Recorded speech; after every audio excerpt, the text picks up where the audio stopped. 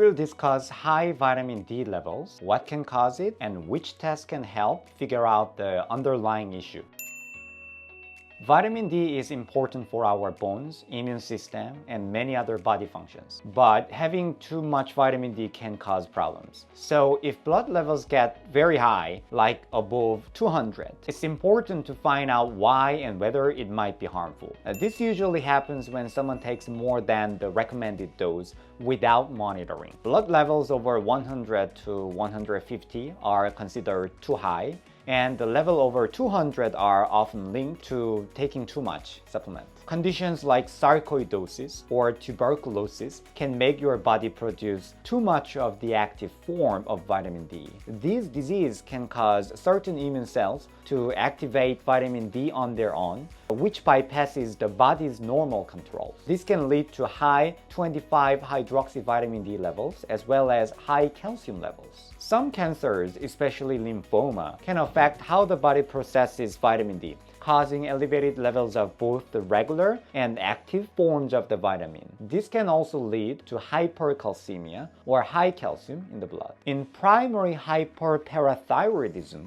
which causes more vitamin D to become active and raises calcium levels. This condition can lead to high vitamin D and calcium levels.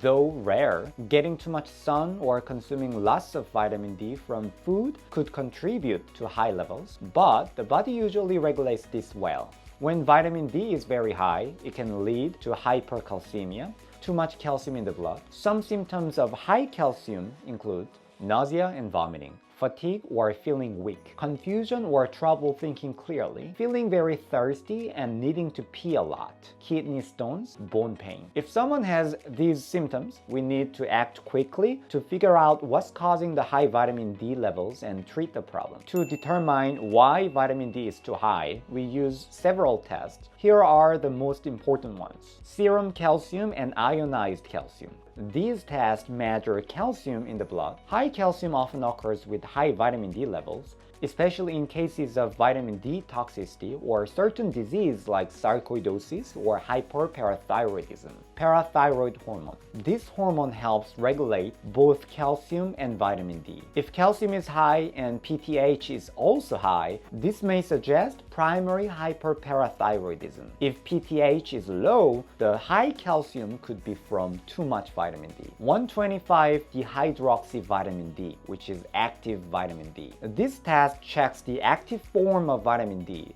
If it's high along with 25-hydroxyvitamin D, conditions like sarcoidosis, lymphoma, or other disease could be the cause. Angiotensin converting enzyme level, as this enzyme is often elevated in people with the condition. Imaging tests like chest X-ray or CT scan may be also needed to confirm a diagnosis. The liver and kidneys help process vitamin D, so we need to make sure these organs are working properly. Problems with the kidneys or liver can affect vitamin D metabolism. Once we have the results of these test results, we can better understand the cause of the high vitamin D levels and decide on the best treatment. If it's from taking too many supplements, stopping or reducing the dose will usually solve the problem. But if it's from a disease like sarcoidosis or lymphoma, treating the underlying condition will be necessary. Managing high calcium levels is also important, especially if the person has symptoms. In short, high vitamin D can be caused by more than just supplement, so we look at other factors like calcium, PTH, and the active form of vitamin D to get the full picture. By doing a thorough evaluation,